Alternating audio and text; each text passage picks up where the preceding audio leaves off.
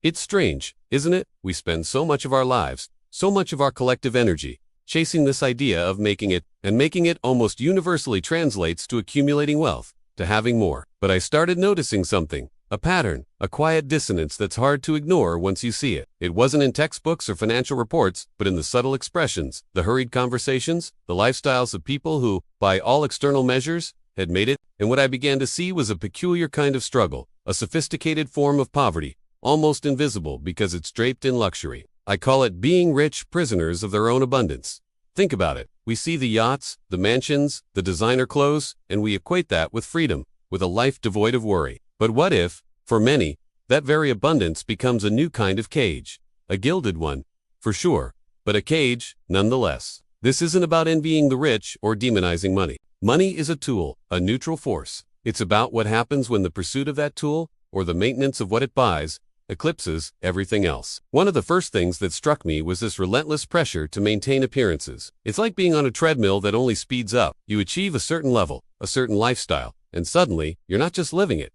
You're curating it, performing it for an unseen audience. The house, the car, the vacations, even the schools the kids attend. It all becomes part of a carefully constructed image. And the fear, the fear of that image cracking, of slipping down that perceived social ladder. It's immense. I started to think of this as a kind of self-imposed emotional house arrest. Your identity gets so intertwined with your possessions and your status that the thought of losing any of it isn't just a financial setback.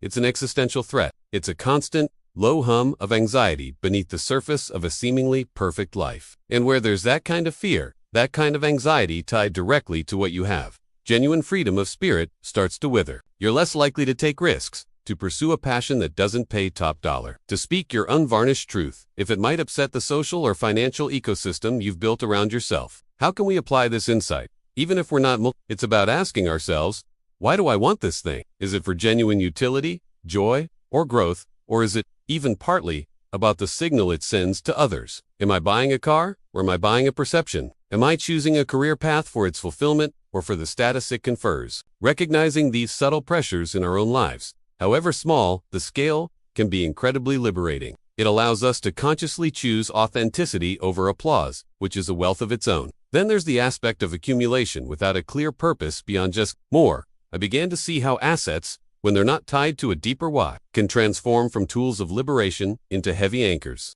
Imagine a ship, beautifully built, loaded with gold, but if that gold is just dead weight, if it doesn't serve a purpose like funding a journey to new lands or enabling the crew to live meaningful lives, it just makes the ship harder to maneuver, more vulnerable to storms, and ultimately, it can even sink it. It's the same with wealth. The sheer effort of managing, protecting, growing, and sometimes, let's be honest, displaying vast sums of money can consume an enormous amount of mental and emotional energy. This is energy that could be invested in personal growth, in meaningful relationships, in contributing to something larger than oneself. Without a purpose that transcends the material, the more just becomes a heavier burden. This ties into what I call an addiction to more, which is like a form of existential myopia. Myopia, as you know, is nearsightedness. You can see things up close, but distant objects are blurry. Existential myopia, in this context, means you're so focused on the next acquisition, the next financial milestone, the next rung on the ladder, that you lose sight of the bigger picture, of the richness already present in your life. The joy of a simple moment, the depth of a connection, the satisfaction of a skill mastered. These things get blurred out by the relentless pursuit of a more that, by its very nature, is never truly reached. It's a happiness perpetually deferred. And this is where we can really make a shift in our own lives. It's about consciously defining what enough means for us, personally. Not what society dictates, not what our neighbors have, but what truly supports a life aligned with our core values. This isn't about asceticism, unless that's your genuine path. It's about if your goal is more family time, does your financial plan support that? Or does it demand ever-increasing hours at work just to service the debt on a lifestyle that keeps you away from your family? If your value is creativity, are your resources being channeled, at least in part, towards enabling that expression? Shifting from an unthinking more to a conscious meaningful is a profound act of self. This led me to ponder the true meaning of wealth. The initial phrase that sparked much of this thinking was simple. Having money isn't being rich. Not needing more is, and the more I thought about it, the more profound it became. True richness isn't just about the digits in a bank account. It's about the quality of your life, the freedom you possess. Freedom from constant financial anxiety, yes, but also freedom to make choices based on your values.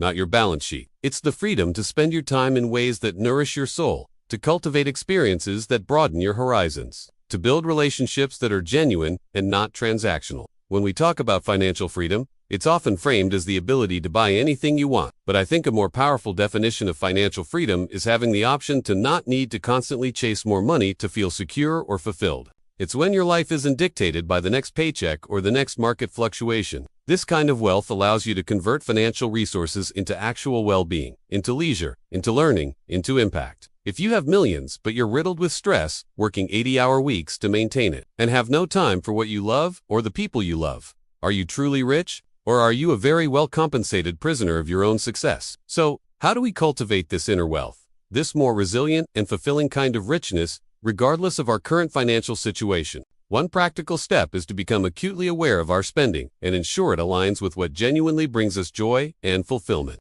Not just fleeting pleasure or social validation. It might mean choosing experiences over possessions or investing in skills rather than status symbols. It means learning to differentiate between what we want because society tells us we should and what we need for a genuinely good life as defined by our own soul. It's about understanding that sometimes the richest experiences, a walk in nature, a deep conversation, creating something with your own hands, volunteering your time, cost very little or nothing at all. They require a different kind of currency.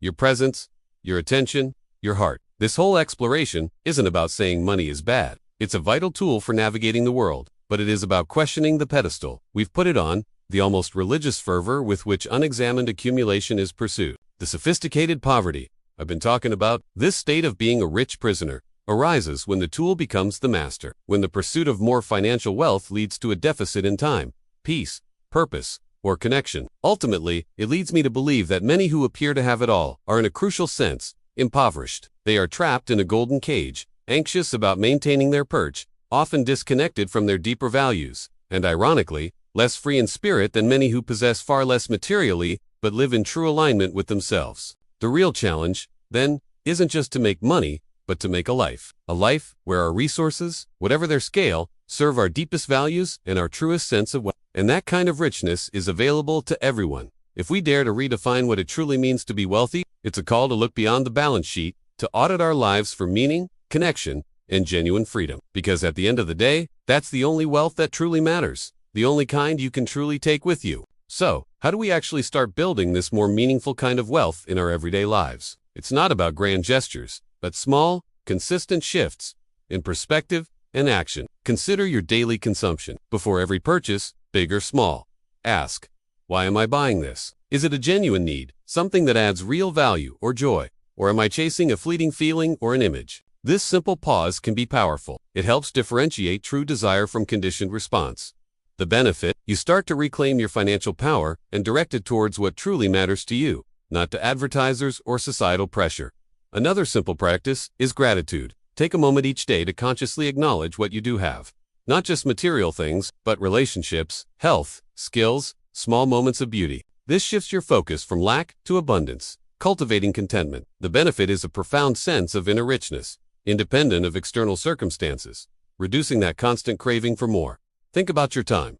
Where does it really go? Try a simple time audit for a week.